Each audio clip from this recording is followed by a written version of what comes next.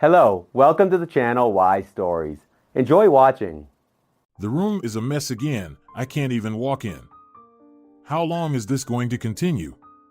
Senora Sanz scolded Valeria. Just like her careless mother. She becomes more and more like her every year. Grandmother had raised Valeria all her life. Grandpa Jordi did what he could to provide for their meager existence. 10 to 15 years ago, he could have gotten a decent job, but now, his age is a barrier. From morning till night, he swept the streets to somehow feed the family. Valeria's parents abandoned her right after her birth. They never had high hopes, and after their daughter was born, they completely gave up. It was all about parties and drinking. No education, no goals, no ambitions. Antonina and Jordi loved their daughter and always supported her, but it wasn't what she needed in life. It's all Mateo's fault. He ruined my Marina's life, Senora Sanz always thought to herself, but she didn't interfere in their relationship. She took her granddaughter away from all the sins, kept her close. She didn't bother with any official documents. It would be indecent to air their dirty laundry, and unnecessary rumors would arise. She never thought that her granddaughter would grow up so similar to her mother, but she felt responsible for it, as well as for her own daughter. That's why she tried to smooth things out. But sometimes even Senora Sanz's patience ran out, and she lost her temper. Why are you yelling? You know I work nights. I just finished my shift. I don't have time for cleaning. I'm dog-tired, and all you do is yelling, Valeria snapped back. She worked at the local club. It was true, she spent every night there with only one day off. Senora Sanz didn't like what her granddaughter was involved in. Unpleasant suspicions were swirling in her mind, but she never allowed herself to say everything she thought to Valeria. What if she was wrong? What if it was just like any other job? Well, the girl liked working the night shift. What's wrong with that? And she and Jordi, despite their strict upbringing, also enjoyed going to discos when they were young. Granted, it was nothing like the modern youth, but times change. She didn't want to think poorly of her granddaughter, so she pushed away those thoughts as soon as they entered her mind. I'll do the laundry now, and I need to get ready for work. Don't get in my way. I'm already short on time, Valeria said in passing, taking her things to the bathroom. What are you going to do with your life? This is unacceptable. You need to get an education, find a profession. While you're 20, you can get by anywhere, but what about the future? Senora Sanz continued to express her disapproval. I've wanted to have a serious conversation with you for a long time, but you're always too busy. Always rushing somewhere. Oh, spare me the serious talk right now. I told you, I need to get ready. I'll hang the clothes on the balcony and then leave. We have to make do with what we have, but you're always dissatisfied, complaining about everything. And don't badmouth my mother. She is who she is. She turned out the way she did. It's not surprising, no matter what you do, genes play a role, Valeria retorted. How dare you say such things? Your grandpa and I raised her all our lives, taught her good things. We did everything we could to ensure she had an education and a decent job. You didn't live through those difficult times. You weren't even born when we worked 3 jobs just to survive. And when the turbulent years ended, Grandpa managed to get a good job. But it didn't last long, he got old. We had saved up some money, gave it to your mother for housing, and she wasted it all with her idiot. Apparently, it runs in the genes, no matter what you do. Well, whose genes are they? Yours and Grandpa's, whose else could they be? You see the speck in someone else's eye, but fail to notice the log in your own, Valeria continued to be insolent. Who forbade me from communicating with my mother? By the way, she hasn't been deprived of parental rights. But you, by some right, decided that she has a negative influence on me. And where's my father now? Go look for him yourself. I haven't seen my parents since the 1st grade. It's good that you haven't seen them, or things would be even worse than they are now. Senora Sanz decided to remain silent about the genes. She and Jordi never drank, but her mother and grandmother met their end with a bottle. Marina inherited from them everything that Senora Sanz couldn't overcome in her daughter, no matter how hard she tried.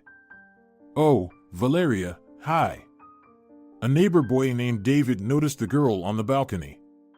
He often dropped by to see Valeria, even waiting for her near the entrance. He would bring flowers, sweets, and trinkets. He courted her. But Valeria never took him seriously. The guy from the neighborhood wasn't the prospect she dreamed of. "Hi, David. What's up? Are you wandering around outside all day again?"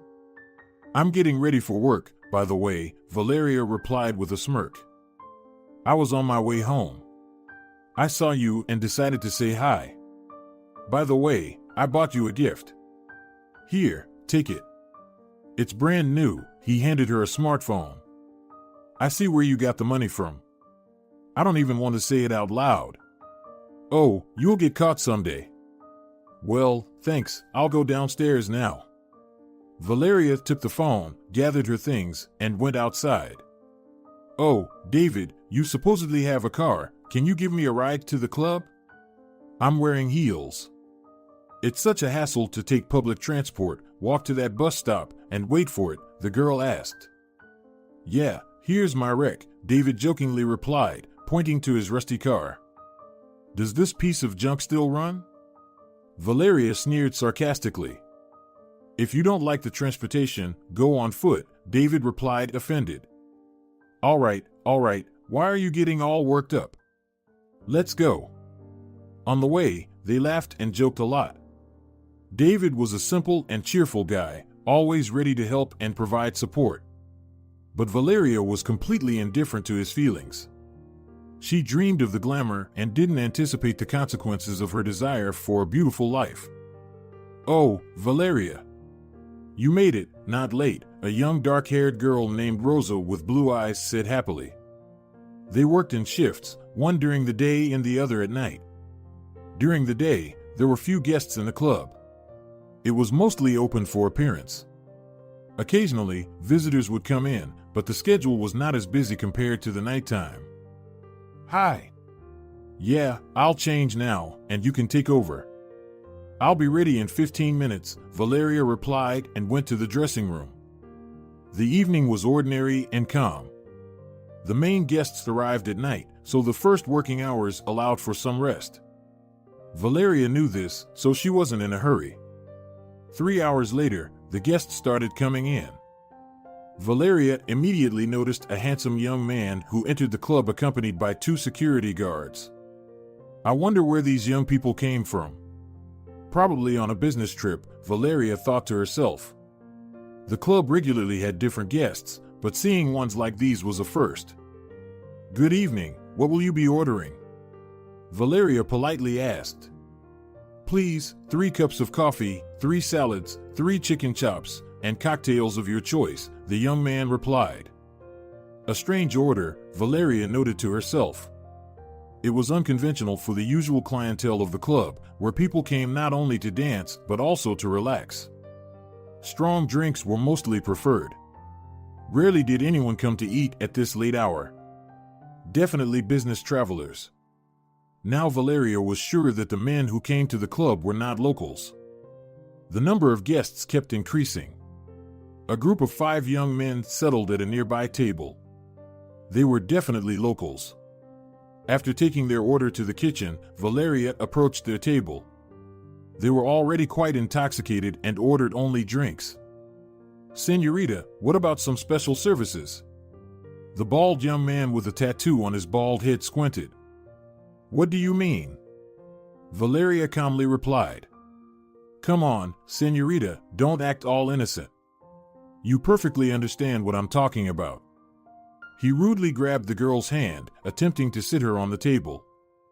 "Remove your hands immediately, or I'll have to call security, and you'll have to leave the establishment." "Oh, look at us being sensitive. All right, bring everything on the list, and make it quick." The young man and his security noticed what was happening. Valeria saw it too, but she pretended not to. "Should we go intervene?" Look at how they're behaving so shamelessly, the young man said to the bodyguards. No need, Senor Torres. Can't you see? The place has its own security. Besides, those young men are already drunk and they've fallen behind the waitress. It seems like that's not why we came here.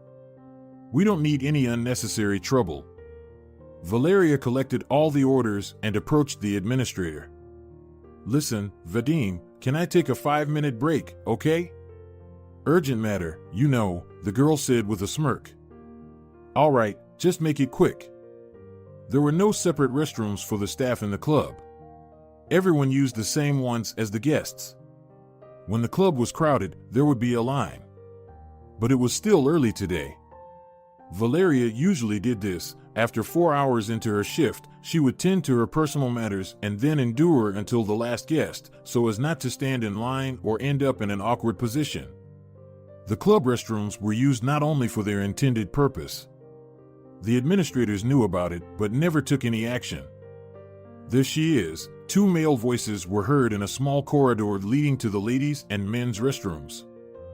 Valeria tried to run out, but it was already too late. Where are you going, sweetheart? Gotcha. She immediately recognized the 2 drunken young men who had been bothering her near the table. I'll scream and call security, Valeria said, trying to free her hand from his grip. Go ahead, scream. The evening is already in full swing. The music is playing so loudly that no one will hear you, the cheeky guy with a tattoo on his head smirked. What are you doing? Are you out of your mind? This is the ladies' restroom. Anyone could come in here. Well, that's just great. Our friends will join us too, and we'll have fun together. The guy grinned impudently. He pushed Valeria into one of the stalls and locked the door. Stay put. When I'm done, it'll be your turn. I'll keep watch, make sure no one enters, the shaven-headed guy yelled to his friend from inside the stall. Don't worry, I'll be gentle, the shaven-headed guy said with a sarcastic tone. And don't even think about screaming, or I'll cut you into pieces right here. He took out a knife, pressed Valeria tighter against the stall wall, and began unbuttoning her blouse. She was paralyzed. The girl understood that if she uttered a word, this deranged person could easily cut her right here in the stall. He was heavily intoxicated but acted with absolute confidence.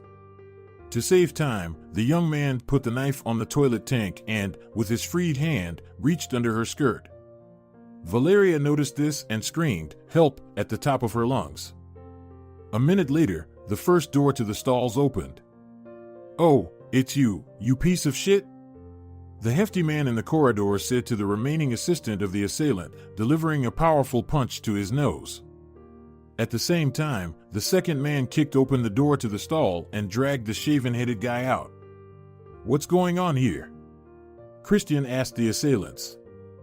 We didn't. We were just talking here, the shaven-headed guy stuttered in response. The security guard grabbed him by the neck and slammed his head against the tiled wall, causing blood to flow from his nose.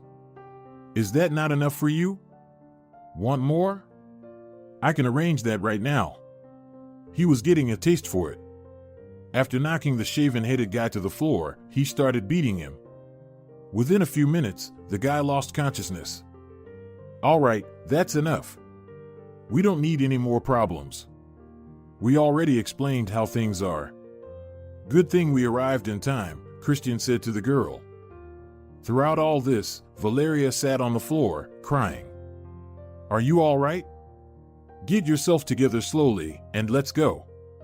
We need to leave this place. Get yourself presentable. Tell the administrator that you have a stomachache. We'll leave these 2 here. They'll come to their senses and leave. Come on, get ready. Yes, I will, Valeria replied, bewildered. Meanwhile, a girl entered the restroom. She froze at the sight before her. One of the guards immediately tried to take control of the situation. Can you wait outside? Just for 5 minutes. We'll gather ourselves and leave. You haven't seen us, all right? He addressed the girl. Yes. I'll come back later. She didn't know what to say. Her speech was incoherent. She left the restroom and closed the door behind her.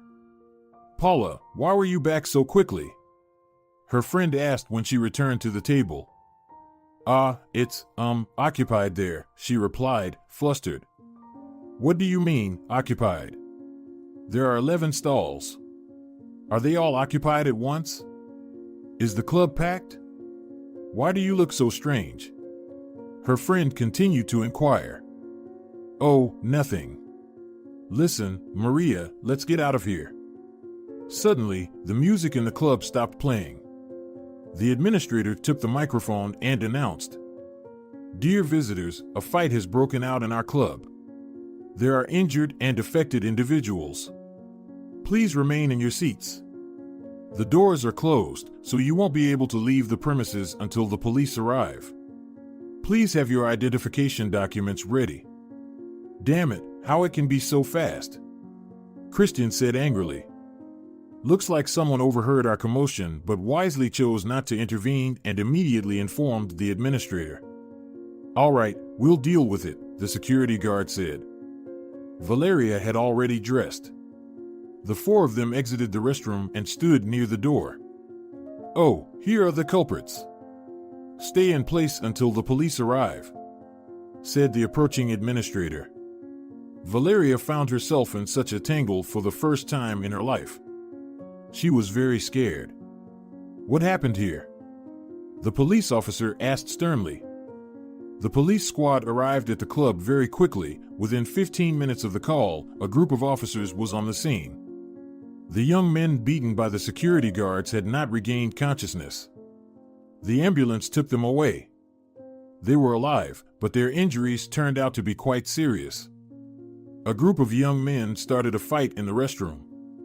These men here attacked them, beat them up, and then tried to escape, leaving the injured victims in the restroom. One of the young men began to explain.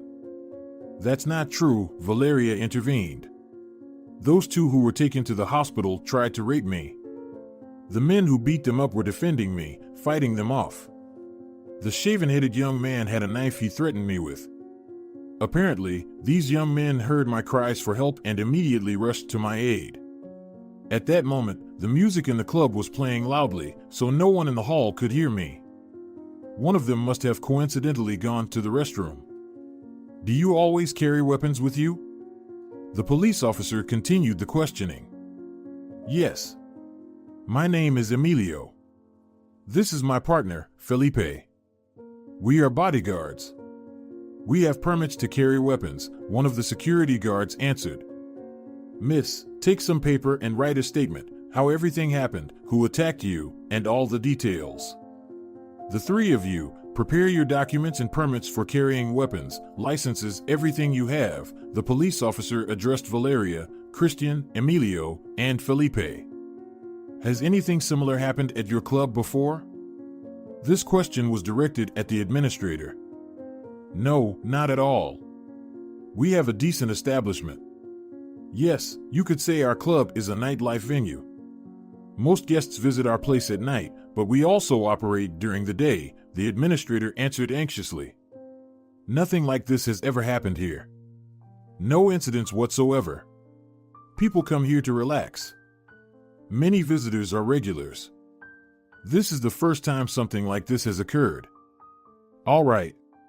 Call the manager and the director, prepare the founding and other relevant documents, the police officer instructed the administrator. The rest of you, prepare your documents. Who saw what? Take paper and write down your testimonies. Miss, if there are any physical marks left on you, it is necessary to undergo a medical examination and document them. You, Emilio and Felipe, are detained for causing moderate bodily harm. Depending on the condition of the victims, this charge may be replaced with a more severe one. The collection of testimonies continued until 7 in the morning. Valeria could barely stand on her feet. She had never felt so exhausted in her life.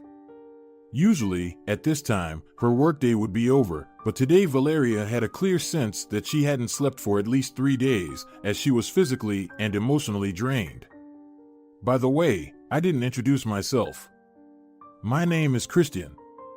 When they were already outside the club, the young man reached out his hand and introduced himself. Nice to meet you. I'm Valeria, she replied to his welcoming gesture. What's going to happen now? Well, I told them not to hit too hard, but my guys got carried away. Anyway, I'll sort it out. If anything, I'll request bail until the trial. And we don't even know the extent of their injuries yet. They might recover in the hospital, and it might turn out that it's not so serious after all. How did you end up there in the first place? I went to the restroom. The security guards accompany me everywhere. Well, not to the restroom, of course, but they stand by the door. It was the same this time. I heard you scream, and the rest you know. Thank you so much. If it weren't for you, I can't even imagine what would have happened to me. I was so scared. And the administrator wasn't lying. This is the first time something like this has happened to us.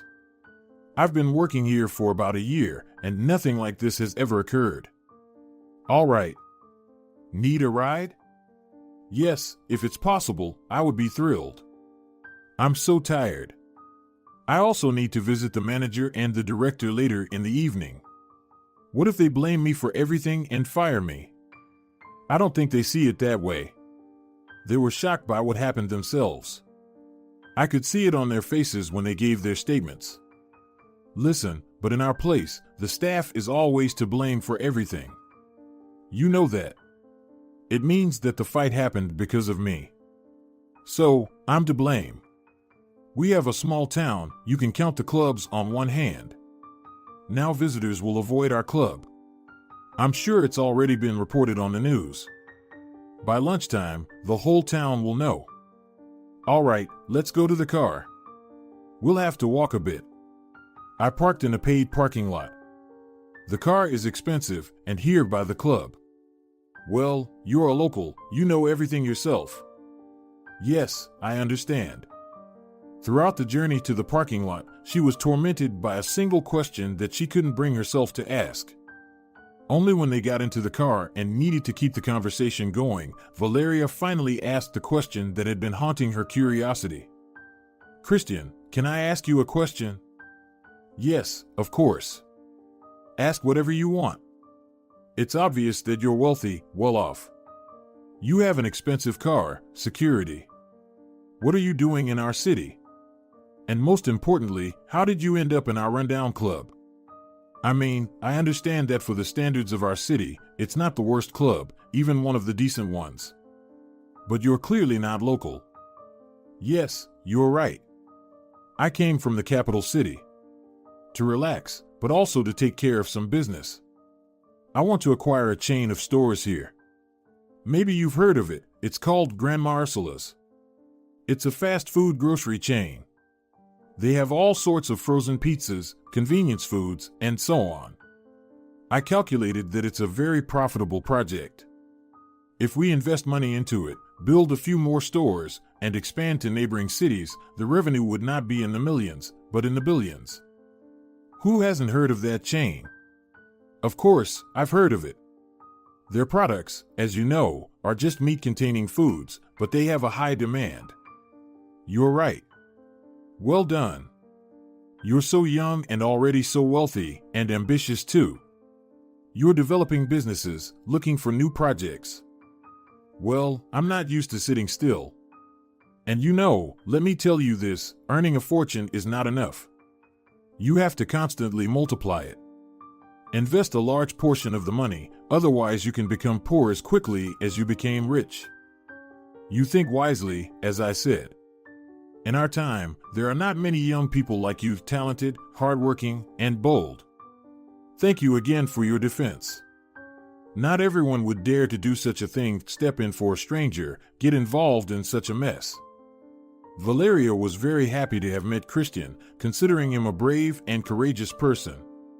But that was just a first impression. She didn't even suspect that the business he enthusiastically talked about didn't belong to him and never did. Even the car he was driving wasn't technically his, except for the driver's license, but that didn't matter. The important thing was that for the first time in a long time, Valeria met someone with whom she would like to build a relationship. Due to exhaustion, she couldn't admit it to herself at the moment, but deep down, she realized it from the very first minutes of their acquaintance. I already told you there's no need to thank me. Any self-respecting man would have done the same. If you don't mind, could you give me your phone number? Christian asked. Of course, write it down. And you give me yours too. By the way, we've arrived. Are you staying for long? Valeria asked. But you know that now we're all under travel restrictions. Once it becomes clear what's happening with the criminal cases of my security guards and the victims, then we can start planning the departure. Right, exactly. I'm feeling so sleepy, sorry. Should I walk you to your apartment? No, thank you. My grandparents are at home. I'll manage on my own. Valeria stumbled back to her floor, feeling like she was walking on cotton wool. She was lucky that neither Senora Sanz nor Senor Romero had turned on the television yet. It was early in the morning. Her grandmother was still asleep, and her grandfather had already left for work. Fortunately, she didn't run into him in the courtyard, and her grandmother didn't even wake up when she entered the apartment. Valeria closed herself in her room, burst into tears, and exhausted, fell asleep. Good Lord, what is happening? Moaned Senora Sanz, listening to the news on TV. Valeria, wake up. Now you're famous throughout the whole city. People are talking about you. Hearing her grandmother's voice, Valeria knew that a difficult conversation awaited her. But it wasn't just with her grandmother that she had to explain herself. Through her drowsiness, she could hear phone calls. She was sure it was the club manager. How are you going to look people in the eye now? Senora Sanz said as soon as Valeria entered the kitchen. Did you even think about what people will say? What was I supposed to do, Grandma? Allow them to rape me, keep silent, not involve the police? What should I have done to satisfy our neighbors and acquaintances? Valeria shouted. Well, at least you shouldn't have beaten them. Your buddies beat them so severely that they ended up in the hospital. Buddies. What a choice of words. They're not my buddies at all. We only met yesterday. The guy who stood up for me was partying at that club. He went to the restroom, heard the screams, and called his security for help. He acted like a real man. In our time, that's a very worthy act. I'm not arguing with that, Valeria. But do you understand what you've done?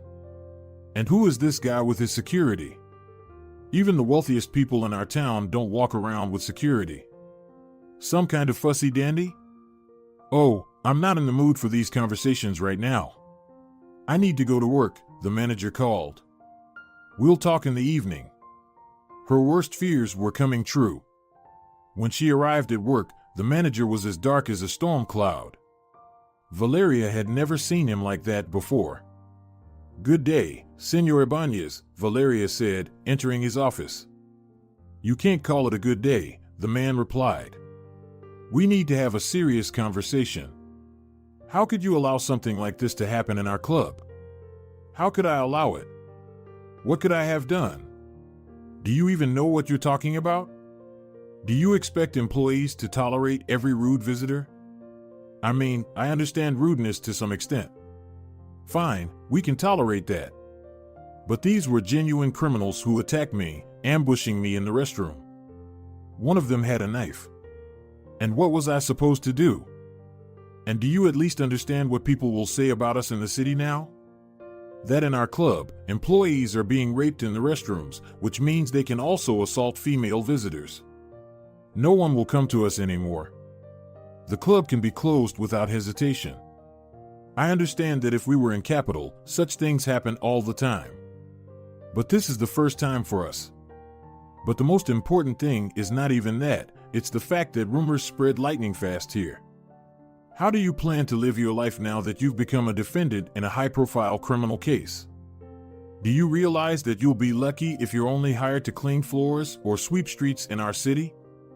Valeria was filled with indignation at such injustice. Were they really so indifferent? Was her life and anyone else's life really so insignificant? I wonder how many similar cases you've covered up during the club's operation. She sarcastically asked. I'll repeat it to you, this is the first such case. Don't twist the facts. He was so angry that not only did he slam his fist on the table, but he also erupted in a shout. Valeria submitted her resignation letter and rushed out of the club. She didn't want to go home at all. The only person who could understand and support her at that moment was Christian. So she called him. Christian, what's happening there? Don Torres was furious after hearing the news. You can't be trusted with anything. Why did I send you there? To negotiate the purchase of a chain of stores. And what are you doing there? Hanging out at clubs and getting into fights?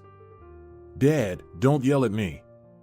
It's not my fault it turned out this way. Would you have suggested pretending that nothing happened and just leaving? Christian shouted back into the phone.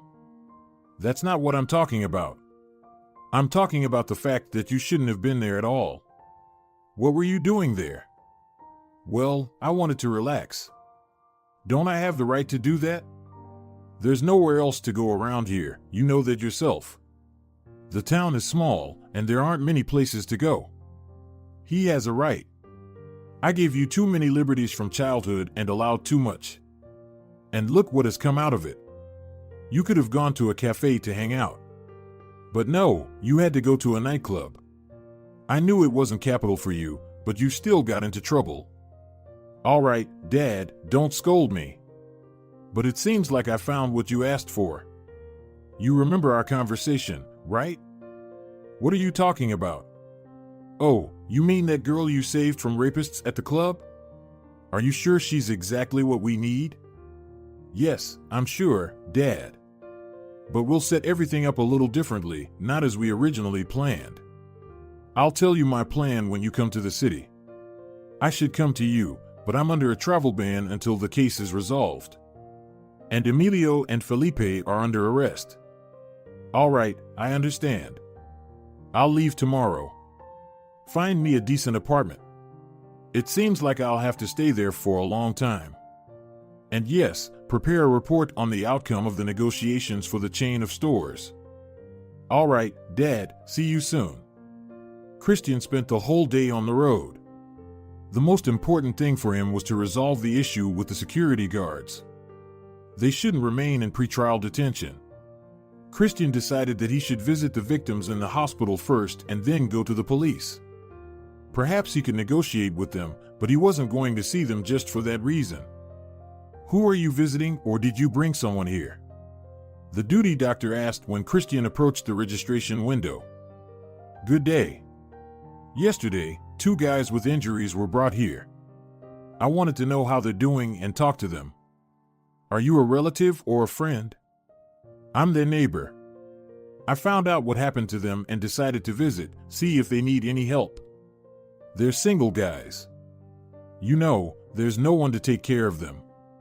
Just being friendly. He was uttering some nonsense, none of which was true, but the doctor believed him.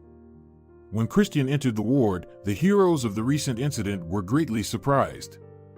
Fear was evident in their eyes. They never expected the person who caused their current situation to visit them in the hospital. Oh, you're awake already? And you're looking quite good, rosy-cheeked. So, things aren't as catastrophic as it seemed, Christian said with a smirk. Why did you 2 big guys decide to mess with a girl? And you even ambushed her in the restroom. We didn't ambush her. We went there to talk because the music was so loud, it was deafening. I couldn't even hear him, said the bald guy, pointing to his friend. Well, she went to the restroom. We saw her and decided to scare her. You just didn't hear how she rudely treated us when she served our table. We didn't mean anything serious. We just wanted to startle her. All right, guys. Your lyrical explanation is irrelevant to me. That's not why I came here. Christian threw a thick envelope on the table. This is for you. It will cover your medical expenses. Now, let's talk. The bald guy took the envelope and tucked it under the pillow. In his eyes, a malicious spark gleamed. There he is, all rich, with everything so easy, he thought to himself. He had never seen such money before. He stole, well, small things. A few minor offenses under his belt, but quite short-lived and insignificant. The fact that they turned out to be individuals with a wealthy criminal background played in Christian's favor. I want to know everything you know about that girl you almost assaulted in the club, Christian continued. The city is small for you. You've probably been to this club before. So, most likely, you know who she is, where she's from, what family she comes from. Why are you digging for information? Planning to get married or something? Smirked the bald guy. Even if I do, what do you care? It's none of my business. Dude, don't mess with me. We really don't know anything about that girl. It was our first time in that club that night, but we got carried away, behaved inappropriately and recklessly. Well, you know how it goes. We saw the girl for the first time too, that's true. Yeah, she caught our attention, but we don't know anything about her. If you want answers, ask her directly. Or go to that club, talk to the manager. Since she works there, the management surely knows everything. Oh, you scoundrel. Shameless. How dare you come here? Interrupted the conversation a woman who burst into the room. I'll give you a lesson right now. She aggressively waved the bag she had brought with her and had already started hitting Christian with it. Mom, please calm down, said the bald guy. Mom, can you hear me? Stop it. I can't get up to stop you. Please, stop. What is he doing here? The woman asked sternly. He came to talk about everything that happened. He compensated us. Look. Now, please calm down, the bald guy said. The bald guy showed the woman the envelope with money. We won't forgive anything for any lousy money. Let the police handle it. You better leave right now and mark my words, I will get to your girl, you cursed pimp. I won't give you a life here. I'll tarnish your reputation better than any television. The woman continued to shout. Sorry, but you better leave before the nurses come to deal with this mess, said the bald guy. Christian left the room. Through the closed door, he could hear the woman's lamenting voice. Oh, my son, when will these bruises go away? Oh, Emilio, look, your eyes are swollen. What did they do to you? I always said, stay at home, don't go anywhere, nothing would have happened. Oh, you poor thing. He didn't get the necessary information. But the victim still took the money, and that was already a first step towards victory. There was a chance that Emilio and Felipe would be released on bail. Father will come and resolve everything, Christian thought to himself. He went to the apartment he was renting in the center of a small town. He had a meeting with Valeria in the evening. She called him and told him that after what happened, her grandparents couldn't understand her, and the manager fired her from work. This is what I need. I'll be able to have a heart-to-heart talk with her and get to know her better, Christian thought to himself. A difficult night was ahead, and tomorrow would be no less challenging. However, his father was coming, and he hadn't even started looking for an apartment for him. Just like many other things. Oh, you treacherous snake. Wretch. I told you I would reach you. The woman shouted at Senora Sanz, trying to enter the apartment. My boys will now be dragged through courts because of your debauchery with her rich brat. I won't let it go like this. Who are you? Maybe you can come in, and we'll talk normally? Senora Sanz replied, making an inviting gesture into the apartment. What is this all about? She knew perfectly well that what happened in the club had gained enormous public resonance in a short period. The whole town was gossiping about it. My name is Senora Delgado, the woman introduced herself. I'm the mother of Emilio and Felipe. My boys just went to relax at the club. Well, they drank, who doesn't? Not only were they harmed by your, how do I put it, bodyguards, but now the neighbors won't let them pass. They say my sons are rapists, criminals. Because of your daughter, or who is she to you, oh my God. The criminal past of her sons didn't interest Senora Delgado at all. It was inherent in her to always defend her sons in everything. She turned a blind eye to their petty thefts, fights, and even convictions. She faithfully fetched things for them, hired lawyers, and bribed police officers whenever the cases weren't too serious. Your girl, I suppose, will get married and leave our little town, the woman continued, but we still have to live here. We can barely make ends meet as it is. My sons have been repeatedly accused of petty thefts. Now they will be dragged into the system to the fullest extent, and I will be left alone in my old age, Senora Delgado continued. I will try to talk to Valeria and persuade her to withdraw her statement, but you must understand that your sons are criminals. Can you imagine what that poor girl went through that night? Put yourself in her shoes. Senora Sanz was sincerely outraged by Senora Delgado's behavior, but deep down, she understood her very well. Her daughter was never an angel. As for her son-in-law, he loved drinking more than anything else in the world, and in that state, he didn't know what he was doing. Even her granddaughter wasn't an angel. But they were still her sons, and no mother would wish for them to end up in prison. Senora Sanz kept her word. As soon as Valeria came home, she immediately started an unpleasant conversation with her. But Valeria didn't want to hear anything about it. Oh, what's the point of withdrawing the statement? They already had a whole list of incidents before this one. Christian even gave them money for treatment, by the way. He visited them in the hospital. And after they are discharged, let them face the consequences of their actions to the full extent of the law.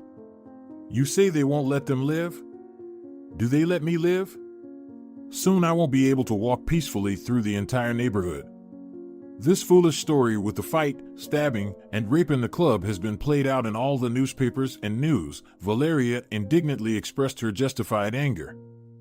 Valeria, you weren't planning to stay here anyway. Maybe you'll get married, or maybe you won't. But you always said, I'll save up money and leave, definitely leave. But people have to live here, their whole lives, with no prospects, Senora Sanz continued. Look at you, living and still thinking about people. Has anyone thought about me? Did you ever think about what will happen to those people who become victims of their they drank, who doesn't? Valeria replied.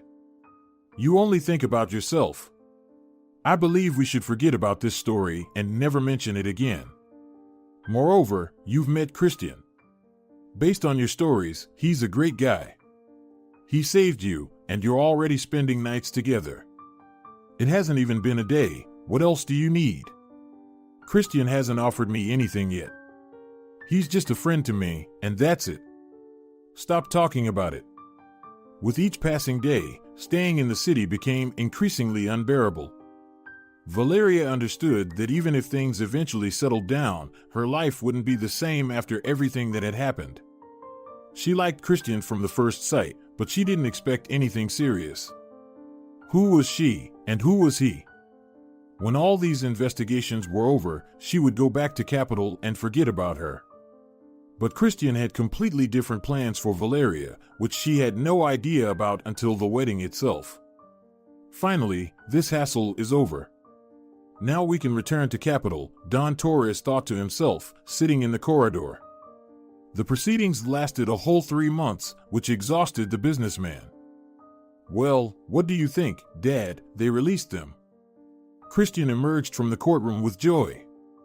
Our bodyguards are with us again. But bureaucrats, it's been 3 months. I thought they would consider cases in the province within a few weeks, but it's the same as in Capital. They won't let the case go to court until they check every piece of paper 100 times. There's no escape from them, Don Torres jokingly complained. All right, Dad, I'm going to see Valeria. I'll tell her we can start getting ready. We're leaving in a few days, Christian told his father. Are you sure about your decision to take her with you to Capital? The businessman asked. We briefly discussed it. There wasn't enough time for details, but you know my plan. I'm going to propose to her and marry her soon. I understand, son. I'll be waiting for you at home. Christian had long thought everything through. His plan was perfect. Despite all the troubles he had been through, he considered meeting this girl in that ill-fated club a stroke of luck. Don Torres didn't fully understand his son's intentions, but he planned to keep his word and fulfill the promise he made to Christian several years ago. The rest of the details would be revealed by the young man just before the wedding, when he was convinced that his father wouldn't deceive him. Over these months, Valeria's life had drastically changed for the worse. Her relationship with her grandparents, once tolerable, had become unbearable. Daily scandals wore her out. The only thing that saved her from arguments with her grandfather was the fact that he was at work from morning till late evening, 6 days a week. Valeria spent her only day off with Christian. During that time, she had fallen in love with him. It seemed to her that she had known him for so long. He felt so familiar and close to her. She had never felt so happy and doomed at the same time in her life. If she stayed in this town, there would be nothing good waiting for her. She hadn't been able to find a job since then. The position of a saleswoman in the market or a nearby district stall didn't suit her at all, and she was too well known in the restaurant business. Rumors spread quickly, and since the fight happened, the gossip only intensified and took on new shades. Senora Delgado had visited Valeria's apartment multiple times. Her sons had been in pretrial detention for 3 months already. If at first she shouted and berated Senora Sanz and Valeria, a month later she pleaded and cried. Her desperation evoked pity in Senora Sanz, but Valeria didn't react to it at all. When Senora Delgado called at the door and appeared on the threshold again, Valeria locked the door to her room. She couldn't understand how one could feel sorry for and support criminals and rapists. It didn't make sense to her. "Valeria, someone's here for you." "Christian is waiting." Senora Sanz tapped on the door of her granddaughter's room. Valeria immediately rushed into the hallway. She was very glad to see him. "Hi, come in. Would you like some coffee?" the girl asked. "No, I bought some pastries and juice on the way here," Christian replied. "Let's go straight to your room, if you don't mind, of course. We need to talk. I have so much news today that my head is spinning. Just don't forget to close the door. No need to let her overhear. There's no salvation anymore. This Senora Delgado keeps coming here, as if going to work, crying to my grandmother in the kitchen. I can't take it anymore. Are there any news about her sons? When will the case be handed over for trial? How would I know? No one keeps me informed, even though I'm the victim. They're searching for witnesses, hoping that someone will provide an alibi. But it's just my assumption. I don't know what they want and why this supposed investigation is taking so long either. Well, we just came from the court. And how is it? Any news? They gave my guys 1.5 years on probation. But considering that the injuries to the victims were minor, it's even a lot. But we won't file any appeals or contest it either. We're leaving in a few days. And in connection with that, I have a proposal for you. Are you willing to go to Capitol with me? Valeria had been anticipating that Christian would propose for her to leave and, moreover, she had been dreaming about it. She wanted to leave this town. Maybe not forever, but at least for a while.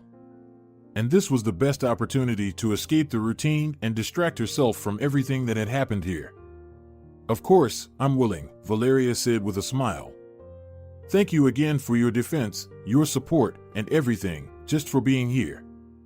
I'm so happy that I met you on my path. Excellent. Then let's talk about our future. That's not all I wanted to tell you.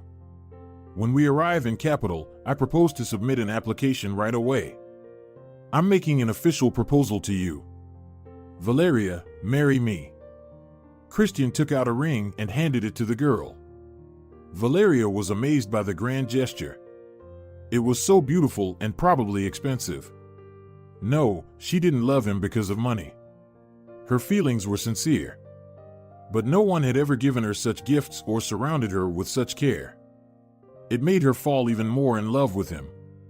Thank you, it's so beautiful. Her eyes were filled with love and gratitude. I need to tell my grandmother. Wait, Christian stopped her. That's still not all.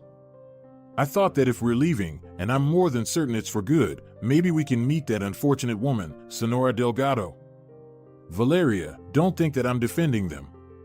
Yes, they are scum and troublemakers, but you're leaving, and they still have to live here. You won't even cross paths with them on the street. What are you afraid of? Are you suggesting that I confess to false testimony and say that they didn't try to rape me and I made it all up? I'll be charged then. No, of course not.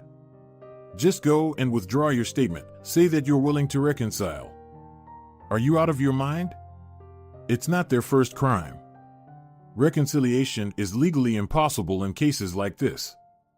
But still, go and talk to the investigator. Maybe something can be done. No, Christian, I'm sorry, but I won't do that. Especially since it's legally impossible. He had a knife. That's another aggravating circumstance. Let the neighbors and anyone else gossip about me as they please, and let Senora Delgado knock on every door after I leave. If you hadn't gone to the restroom with Emilio and Felipe, I don't even know what would have happened. Maybe this incident will teach them something. They belong in prison. Unlike her grandmother and Senora Delgado, Valeria wasn't angry at Christian for this request. She understood that he wanted to leave this town once and for all and never return to testify in court. But she had no intention of changing her decision. On the same day, they informed her grandfather and grandmother that they were planning to get married and celebrated the occasion. You will come to the wedding, won't you? Valeria asked. I'll send you money for the tickets, and you can stay with us. Right, Christian? The young man nodded approvingly. Valeria, we'll do our best, Grandpa Jordi said. But you know how my job is. Sweeping the streets is not like sitting in an office. I have to be on duty every day, he laughed. I apologize for the misunderstanding. Here's the translation using dashes for direct speech. Senor Romero, Senora Sanz, wouldn't you like to move too? I'm planning to open new projects in Capital. Weren't you an engineer in the past? Your knowledge could be useful to me, said Christian. Oh, come on, son, what are you talking about? What knowledge? That's all in the past. How many years has it been? I've been sweeping the streets for a long time. The most respected street cleaner in our neighborhood. People love me, and I couldn't ask for more. Besides, I'm already old, replied Senor Romero with a smirk. Well, you're definitely underestimating yourself. Anyway, think about it. When you come to your granddaughter's wedding, we can discuss it. Within the family circle, so to speak. Valeria packed her things, and 2 days later she, along with Christian, bodyguards Emilio and Felipe, and Don Torres, left for Capital. A new, completely different life awaited her, and she didn't even imagine that it would end before it could even begin. Wedding preparations were in full swing. They filed the application on the very next day after arriving in Capital. For almost 2 months, Valeria had been thinking about this day as the happiest in her life. She visited all the stores to choose the best dress. Christian sent invitations to friends and acquaintances, but she had no one to invite. She called her friends, but they couldn't come. Work and their relationships were no longer close enough for them to travel to a different city for a wedding. Senor Romero and Senora Sanz had already arrived in Capital. Well, Valeria, see, everything you once dreamed of has come true, said her grandmother, stepping over the threshold of the grand house. The mansion they lived in truly was magnificent. Don Torres paid attention not only to the interior and style, but even a fireplace, just like in the finest homes. Before coming here, Valeria had only seen such houses in pictures. She still couldn't fully believe the life she had been living for almost 2 months. Nor could she believe that it would always be like this. Evening was approaching.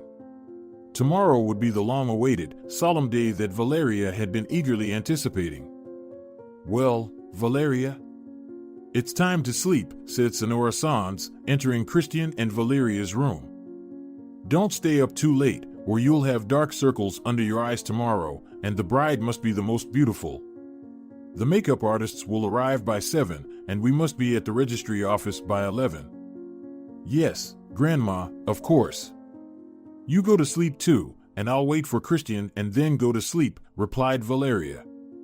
I usually always wait for him. He and his father have some work-related matters today. Haven't you seen them yet? Well, if he hasn't come to you yet, it means he hasn't returned. How could he not come to see you and say hello if he's already home? I apologize for the confusion. Here's the translation using dashes for direct speech. Yes, you're right, it's just pre-wedding excitement. All right, Grandma, I'm going to rest. I think Christian will arrive soon. For a whole hour, Valeria looked out the window, contemplating the next day. How wonderful it was to marry the person she loved. She was happy and almost forgot about what happened to her a few months ago. She heard the sound of an approaching car and peeked out the window. It was Christian. Within a few minutes, he entered the house and went upstairs. Hello, my love. Tomorrow we have a significant day, perhaps the most significant in our lives. Aren't you asleep yet? The young man brought a bouquet of flowers and placed it in a vase near the bed. No, I was waiting for you. I thought we'd go to bed together as usual, Valeria replied with a smile. Yes, but not today. I need to talk to my father, discuss some matters. You understand that tomorrow is such an important day for us, and we won't have time for conversations. Besides, we need to get ready for our trip. It's our honeymoon. You go to bed, and I'll come by. Don't wait for me. All right, good night. Valeria turned off the light and tried to sleep, but after tossing and turning for over an hour, she decided to go downstairs to the kitchen. I wonder what they could be talking about for so long with her father. It must be something important, but tomorrow is our wedding day. Well, we'll both look rumpled together, she thought to herself. She tiptoed down to the kitchen. She didn't turn on the light and instead brought her smartphone with a flashlight to avoid waking anyone up. How banal, a thought flashed through her mind. It was the very smartphone that David had given her. In reality, he didn't just buy the phone out of the blue. He knew she had lost her old one, and she didn't have the money for a new one at that time. It seemed as though everything in her previous life belonged not to her, but to someone else. But for some reason, this moment resurfaced in her memories now. Valeria replayed it in her mind with a special warmth. I told you right away that she was the perfect choice. It's you, Father, always doubting, not trusting, stuck in one place. Christian's voice was clearly audible from the study. Valeria became very curious about what they were talking about. She approached the wall near the study, next to which a magnificent large flower stood. She hid behind it. She didn't even have to eavesdrop. Christian spoke so loudly that everything near the wall was clearly audible. He knew that everyone was asleep, and the bedrooms were on the second floor. The second bathrooms and the bathrooms were also on the second floor. No one went to the kitchen at night, and there was nothing for Valeria or her parents to do in his father's study, especially at that time. So he was sure there was nothing to worry about. Yes, son, I was, to put it mildly, not thrilled when I found out about your, let's say, club adventure, and in a different city no less. How would you react if you were in my place? You made headlines everywhere, and even Emilio and Felipe got arrested. They, by the way, are crucial people for me, and you know that perfectly well. Anyway, all of that is in the past. Let's talk about the business.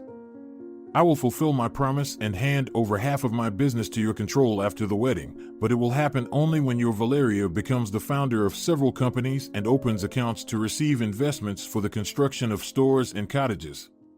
Well, supposedly for the construction. You remember my conditions and what we agreed upon, right? I'll hand over half of the business to your control, but after fulfilling two conditions. First, you get married. And second, you find someone on whose name we can open dummy companies, and for several months, the funds provided by investors for construction will accumulate in their accounts. You fulfilled both conditions, so I'll keep my word.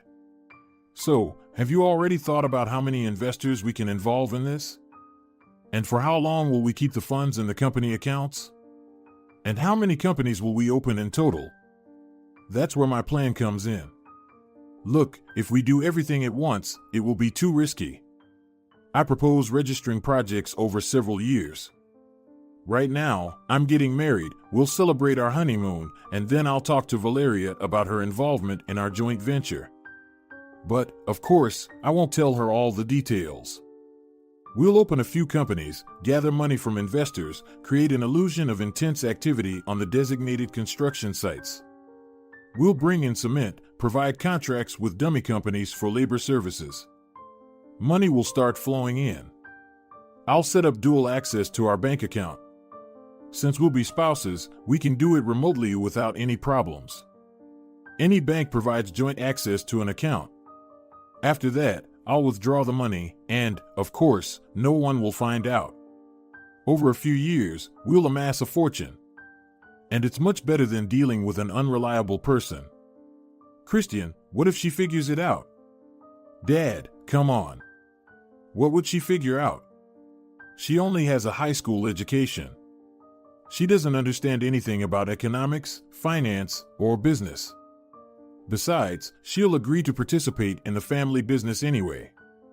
It's prestigious. And I've gotten to know her well during the time we've been together. She's vain.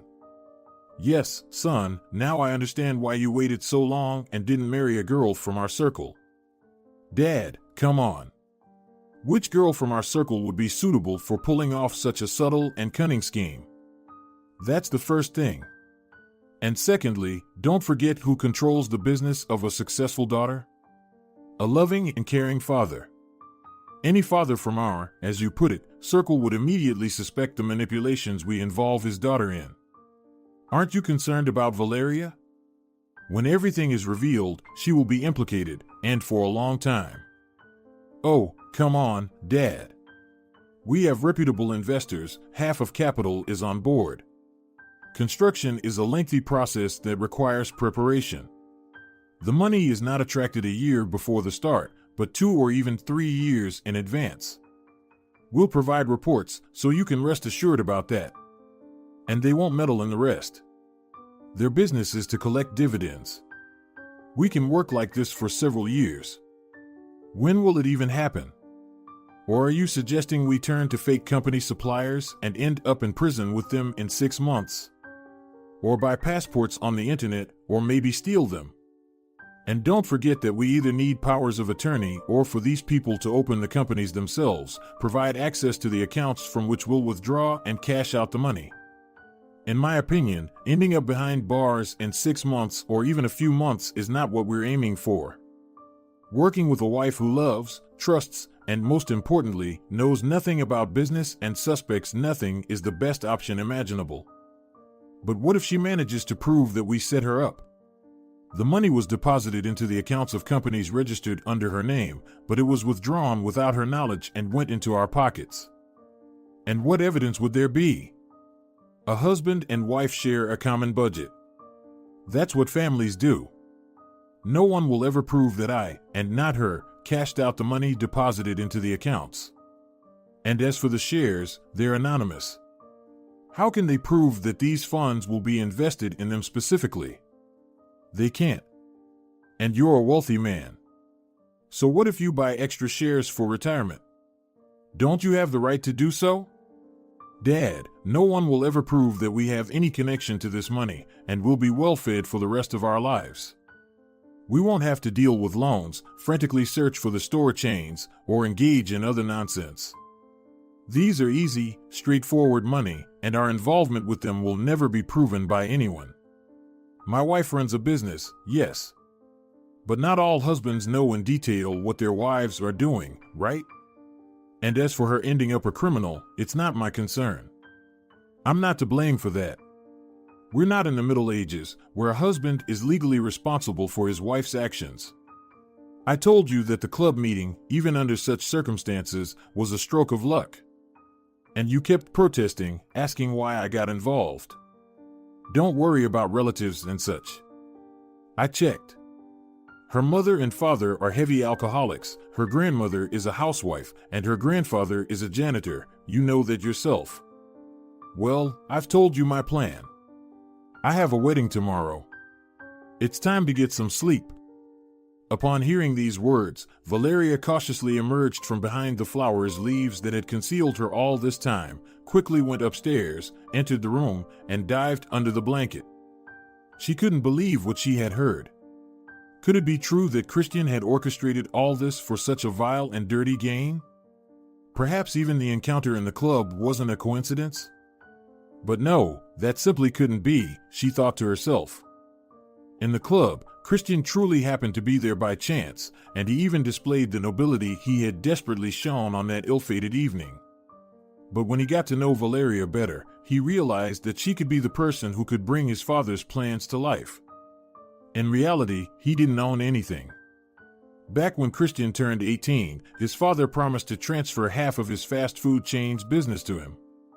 It was contingent on him getting married and finding a person he could trust enough to register the supposedly construction-related companies under their name to attract and subsequently cash out investors' funds. Already then Christian understood what was what. Like the fact that finding someone to work with in this way for several years while remaining detached would be very difficult, but he did it. By the age of 30, or even earlier, he would be rich and free, and he wouldn't need anything more from life. Having finished the conversation with his father, Christian went to the bedroom. By that time, Valeria pretended that she was fast asleep. In reality, she heard him enter, and one single question spun in her head: what to do next? After all, the wedding was tomorrow. In the morning, all the guests had already gathered near the registry office. They only had to wait for the couple, but they still hadn't appeared. Don Torres, maybe you should call Christian? We'll be late for the registration, anxiously said Senora Sanz. And it's obvious the guests are worried. Our registration is in half an hour. Where are they? Senora Sanz, Valeria said that she and Christian need to talk.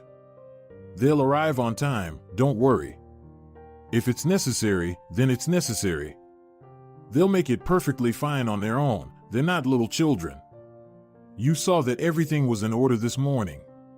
The makeup artist arrived, did the makeup, there were no problems with the dress, and the restaurant is also booked. They'll arrive, they won't disappear, calmly answered the businessman. Senora Sanz's heart was not in its place. Since morning, she understood that something was off with Valeria. Despite trying to put on a joyful appearance and hide that something had happened, she couldn't. You can't hide anything from your own grandmother. She feels everything. Valeria, are you ready? What did you want to talk to me about? Christian was already composed. Oh my God, how handsome he is, she thought to herself, looking at the young man in a sharp, classic dark blue suit with a white bow tie. She was so shaken and bewildered after hearing what she did yesterday that she didn't even know where to start. Christian, please sit down and listen to me, calmly said Valeria. Just take my words seriously. Christian didn't understand what was going on, why his fiancée's mood, who just yesterday had no doubts about him, had suddenly changed. He sat opposite her in a chair and looked at her in the eyes attentively. Christian, I heard your conversation with your father yesterday, continued Valeria. It happened accidentally. I couldn't sleep, went down to the kitchen to get some water, and heard your voice from the office. You were confident that everyone was asleep and nothing could be heard on the second floor, so you spoke loudly. And what did you hear? I heard everything from the very beginning to the end. Tell me, why are you treating me like this? Why me? Christian was shocked and didn't know what to say. On one hand, he already partially loved Valeria, but on the other hand, business interests were always paramount to him. Yes, he got married mostly for benefits, not love. He really wanted to become not just the rightful owner of half of his father's existing business, but also multiply his capital several times without much effort or responsibility. Without gray and criminal schemes, it was impossible. Business itself was impossible without them. If he had married a girl from his social circle, he would have, at best, received only half of her father's business because they wouldn't have allowed him the opportunity to execute the rest. Yes, he took advantage of the situation. It was a banal coincidence. Valeria, you're not involved in this, really. It just happened that way. If you've already heard everything, there's no point in hiding anything. When I first met you, honestly, I didn't think about all of this. I was completely sincere when I saved you in the club. I would have acted the same way if any other girl had been in your place. Later on, I realized it was an opportunity, and I couldn't let it slip, Christian quietly said. You know, maybe, as you rightly said yesterday, I don't understand anything about business, numbers, companies, calculations. And yes, you probably could have asked me, after the wedding, to register all those investor companies under your name, hiding behind the well-being of the family and future fortune. You could have deceived me with accounts that I absolutely don't understand. Most likely, you could have manipulated me for many years if it weren't for someone who opened my eyes to our so-called business. But no one would have done that because I have no one except my grandmother and grandfather, who also don't understand anything about business or laws. And then I would have ended up in prison. And you probably never thought of me again. But at least I understand something in life, and for me, white is white, and black is black. It was, it is, and always will be that way. What do you mean by all this? I apologize for the previous oversight. Here's the revised translation using dashes for direct speech. I won't even bother to find out whether you did all this for your father's sake or if you're just that kind of person by nature. But I can only say one thing, I won't marry you, Christian. I had doubts since the morning, honestly. I even did my makeup and put on a dress. I thought I could live with a person who uses me. Because I still love you very much, I managed to fall in love. To reject the so-called business expansion and signing documents after the wedding because I know everything and simply live with you. But I can't. Thank you for everything you've done for me, but no. Valeria stood up and went upstairs to change. Christian was completely bewildered. He didn't even immediately hear his phone ringing. Yes, Dad, he answered in confusion on the approximately 15th call. The phone had been ringing for about 10 minutes. Christian, where are you? Your registration is about to start. What are you even thinking? Don Torres asked sternly. Dad, we're not coming. The wedding is canceled. Christian immediately hung up the phone. And where are you going now? Are you going back to your little town where neighbors point fingers at you and criminals walk the streets nearby? Christian asked Valeria, who had descended from the second floor. How will you live? Work? It's none of your business. Why do you care so much? Find yourself another foolish village bride who knows nothing about business. Maybe you'll be much luckier with her.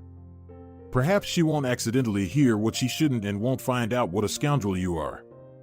True, it will be very painful later, but what can you do? Apparently that's life. When Valeria left the house and headed towards the bus, she heard that her phone was also ringing incessantly. Valeria, where are you? What happened between you and Christian? Senora Sanz's voice sounded worried on the other end. Don Torres said you're not coming, and the wedding is canceled. What happened there? Just leave that place.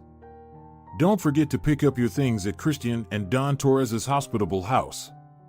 I'll be waiting for you at the train station. We're leaving Capital today, Valeria said and hung up the phone. She felt so empty that it seemed there was nothing left in her soul. Sometimes she wondered if it would have been better if she hadn't overheard that random conversation.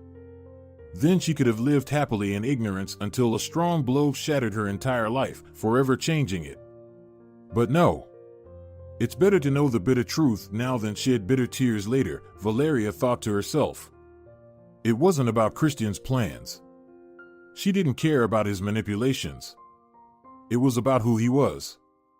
How could courage and nobility coexist in a person, along with the desire to help others, compassion, and such cunning and unchanging qualities? This thought didn't make sense to the girl. On that same day, Valeria, Senora Sanz, and Senor Romero left capital. In the evening, Christian told his father what had happened between him and Valeria and why she practically ran away from the wedding ceremony. Well, son, coincidences are not accidental. So, you're poor again. Well, congratulations, Don Torres sarcastically replied after listening to Christian's story and closed himself in his office. 2 years passed. Well, you see, it's good that we moved to another city. Senora Sanz couldn't be happier. The apartment sold quickly, and David immediately followed you. Now you have a good job, and you finally started studying. Even though you spend the whole day on the internet, taking some courses, at least you're not spending nights in restaurants and clubs. Immediately after the failed wedding with Christian, Senora Sanz and Senor Romero started selling the apartment. The decision to move was made swiftly, but everyone understood it would be better for Valeria. After everything that happened, she wouldn't have a life there, or it would be so unbearable that they would have to move anyway. Well, it doesn't matter to me. I can find a job as a janitor anywhere, Senor Romero joked when he heard that Senora Sanz decided to sell the apartment. David couldn't find peace. He couldn't imagine his life without Valeria. Knowing what she had been through, he didn't expect any kind of relationship, but he supported her from the day she returned, inviting her for walks, giving her flowers, taking her to the movies, buying ice cream and fruits. Deep down, he sincerely hoped that one day she would respond to his feelings, but he didn't rush her or hint at anything. Upon learning about the move, David decided that it wouldn't be a bad idea to change his place of residence too. Nothing held him in the city. His parents were no longer alive. They left too soon. Alcohol ruined many, and they were no exception. He usually engaged in petty theft, sold illicit substances, and did odd jobs at an auto repair shop. He was lucky, so he never got caught. But he despised such a life. He managed to sell the apartment quickly. We used to live in the same building, and now we're in neighboring ones, David said to Valeria after the move. Yeah, it's great to have at least one friend here. The city feels foreign, and there's no one around. At least I have someone to go for walks with, she replied. She was genuinely glad that David had moved after her. Valeria knew he was in love with her, but she couldn't reciprocate his feelings. Sometimes she still thought about Christian, but she was afraid to admit it even to herself. Immediately after the move, she got a job as a beauty salon administrator. She liked this field. She enjoyed watching the nail technicians do manicures and eyelash extensions. 6 months later, she enrolled in courses. Well, isn't it great? Being a manicurist is a highly demanded profession these days. Senora Sanz supported Valeria when she found out what she was doing. It was the first time she genuinely supported her granddaughter without criticism or reproach. Some of the classes were conducted online, so it was easy for Valeria to combine her studies with work. The phone rang. Oh, your mobile is ringing, Valeria shouted. I hear it, I'll answer, Senora Sanz said. Hello, I'm listening. Hello. This is Senora Mora, do you remember us? We bought your apartment, a female voice on the other end of the line said. Did something happen? No, they just came to your place. It seems you haven't told everyone about the move or given them your new phone number. And a letter arrived too. Who came? 2 young men, Alex and Carlos. They asked to convey their sincere apologies to your granddaughter Valeria. I don't know what your relationship is with them. Are they by any chance the same young men who were defendants in a criminal case 2 years ago? Yes. Probably, maybe it's them. Senora Sanz, like Valeria, tried to forget that dreadful story. That's strange. What could they want from us? How fortunate that we moved, the woman thought to herself. She decided not to tell Valeria about their visit, thinking it was unnecessary. So, what should I do with the letter? Senora Mora continued. It's a regular letter addressed to Valeria. Consult with her. If she doesn't mind, I can scan it and send it to her email. It would be a waste to send it by regular mail. It's so last century. Okay, let me ask her. And who is the letter from? It has a capital address. From Christian Torres Prieto. Senora Sanz was genuinely surprised. Would Valeria want to read what that scoundrel had written? But she didn't have the right to decide for her. Just a moment, I'll ask Valeria. All right, I'll wait. Valeria, please come here, Senora Sanz called her granddaughter. A letter arrived from Christian. The new owner of our apartment, Senora Mora, suggests scanning it and sending it to your email instead of forwarding it. What should I tell her? Do you want to read this letter? Senora Sanz asked Valeria. At that moment, Valeria felt her soul sinking and her heart raced with anxiety. She remembered him, despite everything. Yes, let her forward it. Tell her we'll send the email address via text message, Valeria replied. 5 minutes later, her phone blinked. The email had arrived. When Valeria opened her mailbox, she noticed that her hands were sweating. Hello, Valeria, it's Christian writing to you. If you still remember me, please read this letter to the end. I tried to find you on social media, but couldn't. Your old phone number is unavailable. I guess you changed it. So, here I am, writing you this letter in an old-fashioned way. If you ever find it in your heart to forgive me, a heavy burden will be lifted from my soul. It was only recently that I fully understood what happened on the day of our supposed wedding. You made the absolutely right decision to run away from it. I always strive to be like my father, trying to live up to his expectations in everything. He raised me to pursue wealth and an easy life, and I did everything I could to justify his hopes.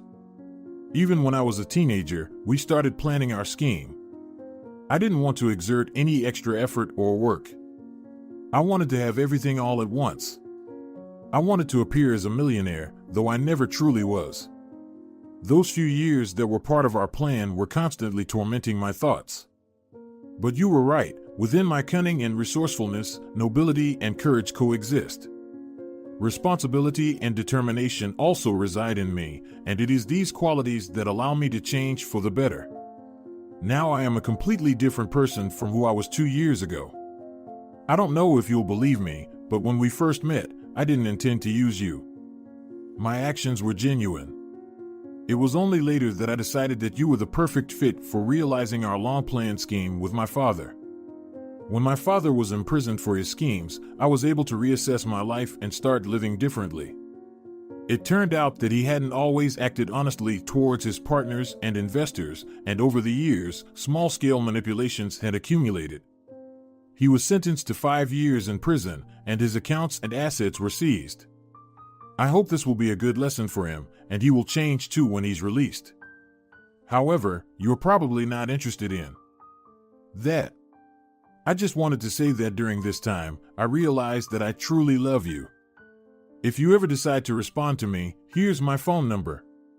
You can call or message me anytime. I would be very happy to hear from you. Of course, I remember. Of course, I'm interested. How could I forget you? How could I not be interested in what's happening with you? Valeria thought to herself. She found the strength within herself to forgive Christian. 6 months later, they got married. It was a modest and quiet wedding, but that day remained the happiest in their lives. Valeria moved to Capital, but they now lived in a regular apartment on the outskirts, which Christian bought with the money he managed to save while working for his father. They built their lives differently now. Valeria completed her courses, got a job as a nail technician at a beauty salon, and started gaining experience. Christian decided to use his remarkable abilities for the greater good. He found work as a financial specialist and provided consultation services to private clients at home through the internet.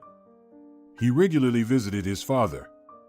He didn't abandon him in a difficult situation, and Don Torres was grateful to him for that.